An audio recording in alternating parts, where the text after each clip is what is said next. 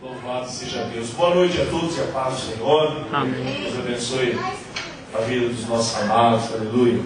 Irmãos, no sábado nós marcamos a nossa pescaria. Amém? Então funciona assim, ó. O pastor Lucas deu aviso no domingo, com muito esmero, e ele falou, hoje tem que pagar. Na verdade não precisa pagar aqui, paga lá, entendeu? Viu, pastor? Não precisa recolher nada, não. A pessoa pode, quem pagou, nem tem problema. Mas lá, conforme a pessoa vai chegando, a gente já vai deixar a listagem nossa lá, da igreja, então ele já vai fazer o preço lá menor, e os que forem lá, porque a gente quer dar opção para a pessoa, por exemplo assim, se a pessoa quiser almoçar lá no restaurante, ela pode ir. Aqueles que quiserem participar conosco do churrasco, procura o Neguimar lá na hora e paga para ele, entendeu? Lá e participa, tá bom? Então não precisa se preocupar ou antecipar alguma coisa, senão fica tranquilo. Tá? Paga lá na hora, lá é R$8 para passar o dia lá, né? Para você usufruir daquilo que tem lá. E os R$10 é de churrasco que a gente vai fazer, tá bom? Mas se a pessoa quiser almoçar lá também, tem lá toda a alimentação dele lá por quilo, não tem problema nenhum, tá bom? Glória a Deus. O importante é que aqueles que puderem, né, nem todos podem, mas vai lá passar o dia, vai passear um pouquinho. E o ambiente lá é bem família, não é? Dá para levar agora a família. Primeiro não dava, não é que não dava, não tinha nada. Só o restaurante e os lagos. Esse não. Esse tem as piscinas, tem o campo de futebol, tem as quadras, tem um playground grande para as crianças lá brincarem, não é? Não tem problema nenhum. Não quer amanhã, pode ir agora, porque tem playground, tem tudo. Não tem problema nenhum, tá ali, vai ser uma bênção. Sábado, 7 horas da manhã aqui, aqui junto. Olha, rodovia Nagal. Quilômetro 68 tá. Quilômetro 68, não é bem Raposo, né? Porque ela muda, né? Ela muda o nome ali. Você vai pegar para Ibiúna. Mas você não vai pegar. Raposo, ela vai para a São Roque. Você continua reto. Entendeu? É a Raposo Tavares, quem vai. Raposo Tavares passa a Vargem Grande, ela divide. Ela vai para São Roque e Ibiúna. Segue para Ibiúna. Aí que muda Nagal, Bom Giro Nacal. Entendeu? Aí continua no quilômetro 68. Antes de Ibiúna, já vai achar lá. Vai ser legal. Pode ir. Bem à beira da estrada? Não, mas ó, do jeito que você vê aqui, você passa na estrada e você vê. Entendeu? E nós achamos dessa forma. 7 horas da manhã daqui. Amém. Você vai chegar lá umas 8 e pouquinho. Pode ir pelo Rodanel, pode ir pelo. Se vocês quiserem lá. Sempre o lugar lá, nós gostamos lá, pelo menos, né? Dá pra brincar, dá pra se divertir. O Franco vai jogar no gol lá do time adversário meu, né? O time que eu jogar contra vai ser o goleiro. Né, pastor? Eu e o senhor de centroavante e o Franco no gol, né? É mole pra nós, hein? É só mandar a bola e sair para comemorar. Sair pro abraço. Entendeu? Coloca lá depois. Mas é isso aí, ó. Bom Giro Nacal, quilômetro 68 de Ibiúna. Tá? Não tem erro, amados. Não tem erro ali. Essa surpresa, né? Abre o teu amigo no livro de Êxodo, capítulo de número 20. Irmãos, nós vamos falar hoje a respeito de um espírito que ele tem uma forma mansa, muito sorrateira de agir, mas o resultado é extremamente violento, extremamente destruidor. E ele tem uma sutileza. Por quê? Porque ele alimenta muito as deformações da nossa alma. Ele trabalha muito em cima disso. E ele é extremamente, esse espírito que nós vamos comentar aqui, ele trabalha bem no perfil da pessoa. Ele vai bem pelo perfil. É o espírito, por exemplo, assim, olha, dos 12 apóstolos, Jesus falou assim, ó, escolhi vós os 12, e um de vós é o diabo. Entendeu? Então por quê? A Bíblia nunca profetizou que Judas trairia Jesus. Ela falou a respeito de um traidor. Então assim, ó, a questão do perfil. Ao analisar todos, o diabo encontrou no coração de Judas, na alma de Judas, nas atitudes de Judas, uma brecha para poder aí levar ele à morte e à destruição. E esse espírito ele trabalha muito na sutileza. Então nós vamos ler alguns versículos, algumas passagens aqui, vou mostrar para vocês, e depois nós vamos denunciá-lo. Vocês vão detectar ele trabalhando, né, a Bíblia revelando através de um profeta uma condição, e aí vocês vão ver exatamente como ele chegou e dentro de que plano, assim, o perfil das pessoas, aonde foi que ele exatamente agiu. Por isso que nós precisamos, amados, termos o Espírito Santo de Deus. Mas só isso também não basta. Nós precisamos de oração, nós precisamos, além de ler a Bíblia, não se esqueça aí, o pessoal que está lendo a Bíblia, dia 12 de janeiro, de dezembro, aí no dia 12, né, pastor? É 12 o dia da Bíblia aqui, né? Vai ser na Santa Ceia, dia 12. Nós vamos consagrar a leitura do Novo Testamento, hein? Luta aí para você ler o Novo Testamento aí todinho, aí, até dia 12 de dezembro, e vai ser uma bênção de Deus. Passa uma noitezinha acordada que você lê tudo e vai dar certinho, tá bom? Então esse Espírito nós vamos hoje procurar detectar ele. Por quê, amados? Porque assim, ele, quando ele encontra uma fraqueza, uma fragilidade em nós, ele atua pela nossa vida, e nós então trabalhamos a favor dele, muitas vezes até inconsciente, dentro daquilo que nós desejamos. Trabalha muito em cima do desejo. E de outra forma, também as pessoas que sofrem a ação contrária dele. Então vejam bem, os que sofrem a indução, recebem a indução, também sofrem. E os que sofrem a ação dele, ou seja, ele usa outros sistemas e outras pessoas para agora atingir a tua vida. Então ele tem duas formas de trabalhar. Ele trabalha com você ou contra você.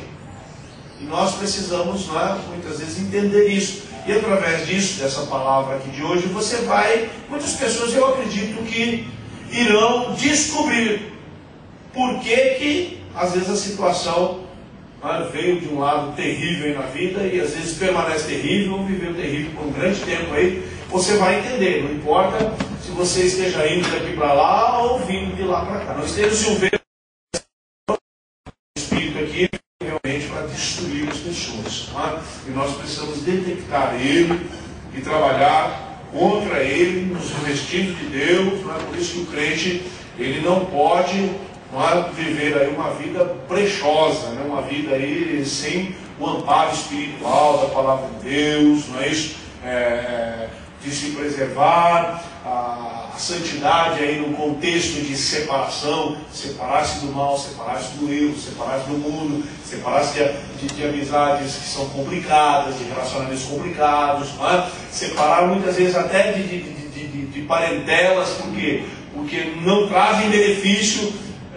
Deus já nos coloca tudo isso, amados, que é justamente para nos preservar, porque o caminho da santidade, o caminho do céu, na verdade, assim, é muito complicado esse caminho, porque o caminho de luta é um caminho de muita ação, por quê? Porque é glorioso, o resultado final dele é a glória de Deus. Então, para se alcançar isso aí, nós vamos passar lutas. Jesus Cristo diz, no mundo tereis aflições, mas tem de bom ânimo que eu venci o mundo.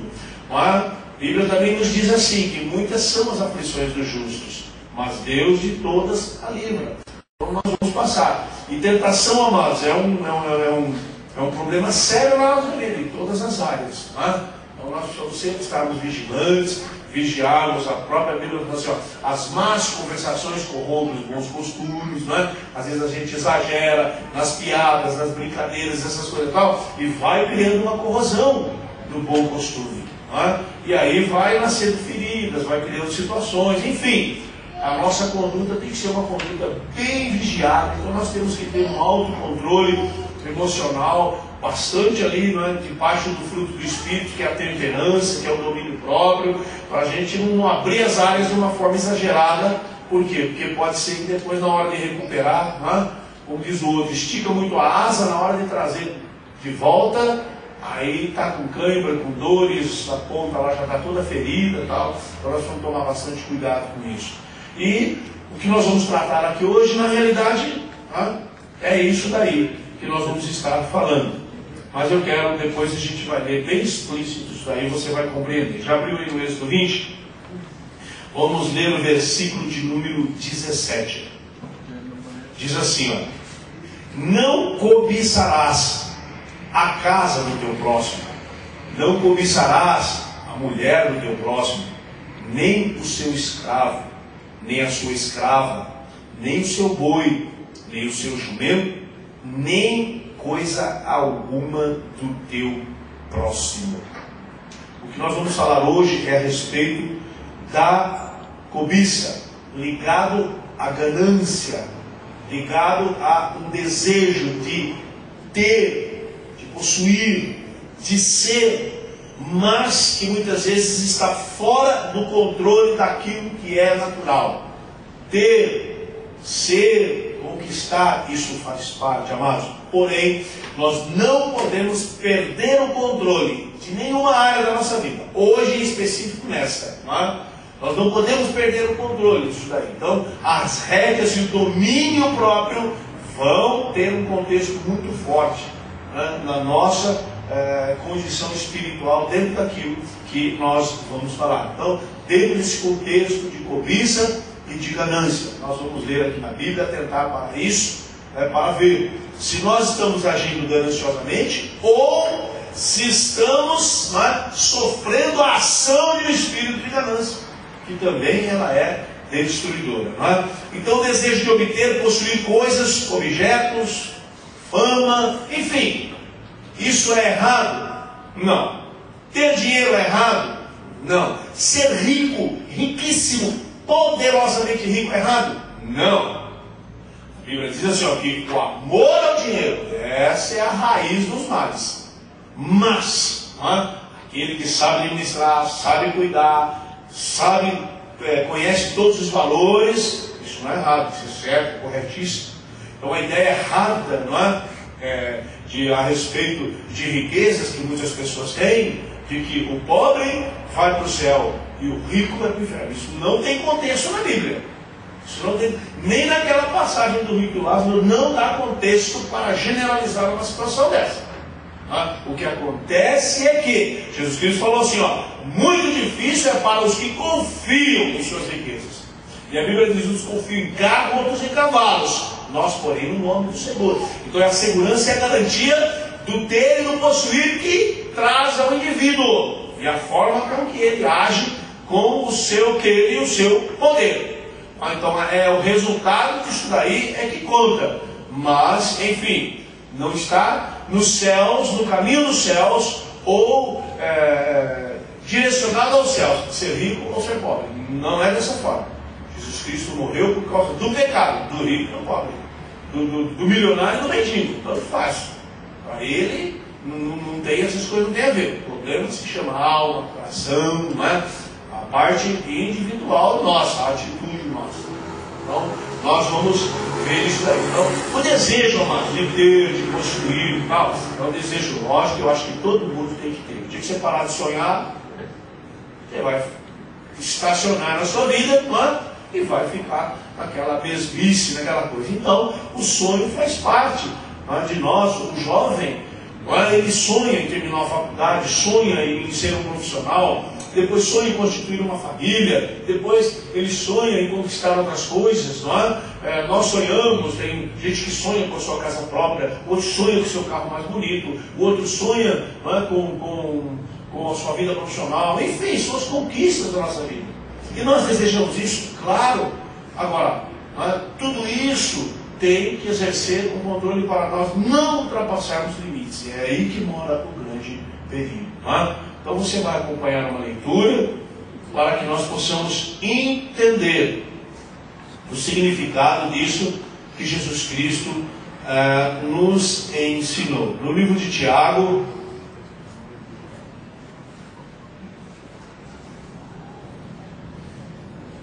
depois de Hebreus, vai achar lá o Tiago, ele está lá quietinho, capítulo 1,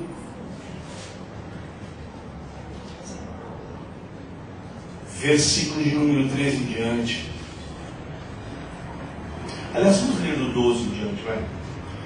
Bem-aventurado o homem que suporta a provação, porque depois de ter passado na prova, receberá a coroa da vida que o Senhor prometeu aos que o amam. Ninguém ao ser tentado diga: sou tentado por Deus. Porque Deus não pode ser tentado pelo mal, e Ele a ninguém tenta, mas cada um é tentado quando atraído e engodado pela sua própria concupiscência. Depois, havendo a concupiscência concebido, dá à luz o pecado, e o pecado sendo consumado, gera a morte. Amém? Então está aqui, olha. Primeira coisa, aquela frase assim, por que Deus permitiu isso?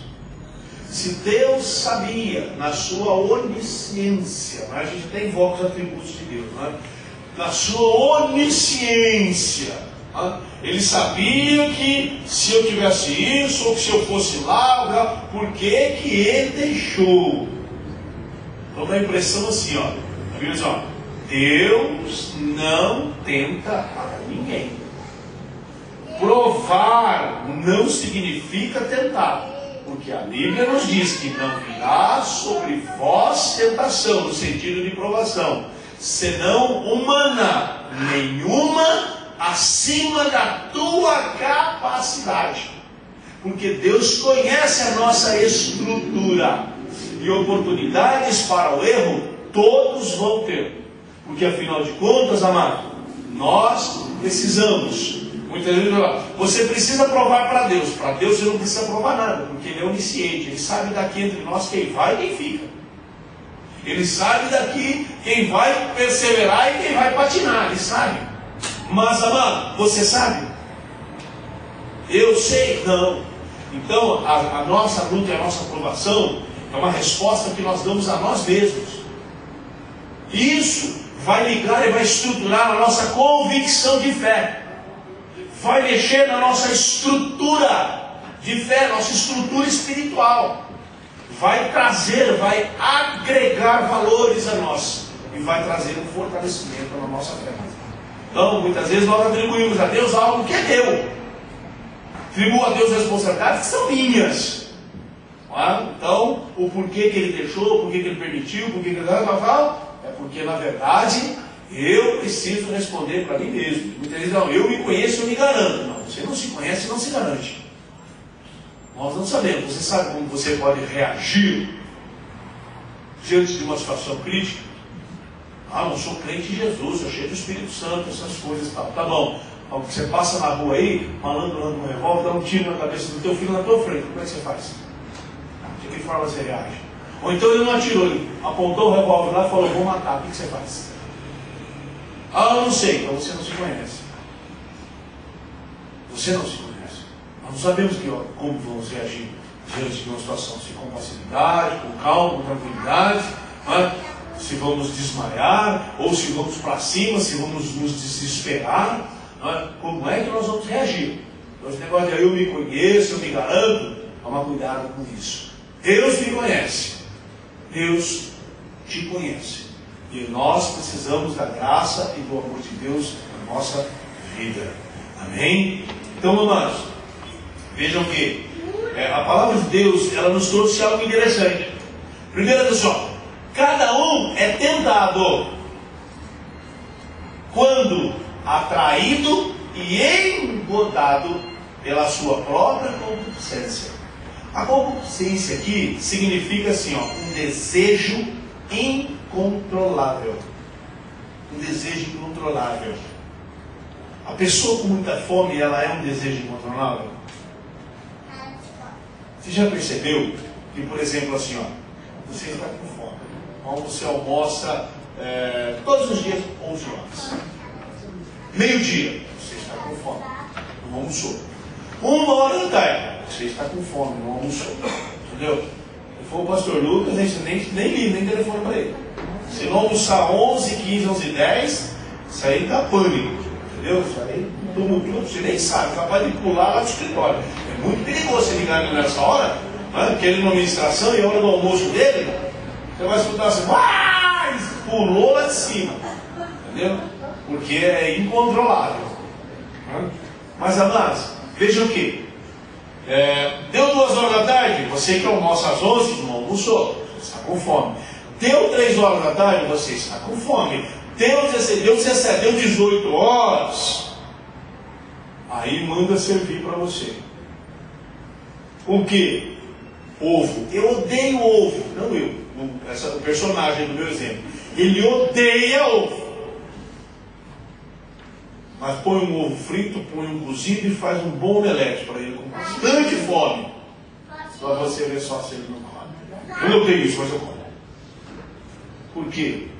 Porque, amados, às vezes você não tem como controlar. Agora eu vou falar para você. Pega essa mesma pessoa e bota ali 2, 3 pratos ali daquilo que ele gosta. Aquilo que ele gosta, aquilo que você gosta. E ainda depois desses 3 pratos diferentes, coloca lá um manjar delicioso, doce que você adora. E eu duvido que alguém diga para você: não come não, deixa eu mais tarde. Duvido que você não come. Porque, amado, está ali na frente. Você já ultrapassou todos os seus limites. Era 11 horas da manhã, são 17 horas. Vejam bem como é que está o seu pensamento. Então, onde está a razão do Espírito? Não tem mais, não. A razão agora é da carne. É a força da carne. Agora, a concupiscência aumenta por quê? Porque é desejável. É desejável. É tudo que você gosta. Onde está o Espírito? Não tem. E aquele doce, então? Onde está o Espírito? Não tem. Então, não há ação do Espírito, não há controle. Não há controle. Então, mas cada um é tentado quando atraído e engodado pelo seu próprio desejo. Mas a Bíblia fala concupiscência, é um desejo incontrolável. Você não consegue dominá-lo. Existem áreas da nossa vida as quais nós não a dominamos. Nós não a dominamos. Então essa área ela tem que ser mais vigiada, ela tem que ser a mais protegida, porque é justamente nessa área aí que o capeta vai atuar. É aí que ele vai bater. Essa é a tecla dele. Olha, preste atenção no que eu vou te dizer. A área frágil da tua vida é a tecla que o capeta mais vai usar. É onde ele mais vai acessar a tua vida, é por aí. Porque, amado, não adianta bater onde você defende. Tem que bater onde você é fraco. Isso que eu disse para você. Os portais de Jericó é uma estrutura tremenda. O lugar mais fraco de uma muralha é a porta. Arrebenta essa porta, aí tinha a segunda muralha. E a outra porta, cadê? Não é? Até você achar, tem muita gente lá em cima para atacar pedra na sua ideia. Não vai morrer muita gente aqui. Não vai dar certo. Não é? Então, amados, o grande segredo é justamente isso. É a vigilância. Mas traído e engodado pela própria concupiscência. E o engodo, amados, é ele. O problema é o engodo. Esse, ó, traído e engodado. O engodo é justamente o engano. É aquilo que leva justamente para a morte, para a destruição. Pensa no peixe. Como é que você, geralmente, sem peneira, sem arrastão, sem rede, sem nada, como é que você tira o peixe da água? Não é? Justamente içando ele. Não é? Pelo quê? Pelo anzol. Agora eu vou falar uma coisa para você. Se você botar o anzol lá, só o anzol, sem nada lá, você consegue pescar o peixe? Mas por que não? O peixe não é inteligente. O peixe não é inteligente. Ele não sabe. Agora deixa eu falar para você. Mas se você puser um engodozinho lá, tampar aquele biquinho, aquela coisa assim, disfarçar bem ele lá, com uma suculenta minhoca, né? Suculenta de uma minhoca, um suculento grão de milho, que parece que perto do grão de milho, eu não sei, eu sou expert em pescaria. Pescar em aquário com aquela coisinha, né? Eu pego tudo, não fica um. E se algum escapar, eu esvazio o aquário. Entendeu? Então, pescador de aquário, ela deixa. Tudo certo. Mas para tirar o camarada lá da água, lá é terrível. Né? Aliás, eu queria dizer para os irmãos que eu na água sou um verdadeiro peixe. Se ninguém tirar, eu também fico lá, entendeu? Não sei nadar. Olá, é terrível, só que nem um martelo, sem cabo dentro d'água, entendeu? Bateu, vai lá pro fundo, não dá nem tempo, entendeu? É lá embaixo. Mas tudo bem. Mas, amados, o problema é o engodo. O problema é o engodo. O problema é o disfarce. O diabo trabalha dessa forma, esse espírito trabalha dessa forma.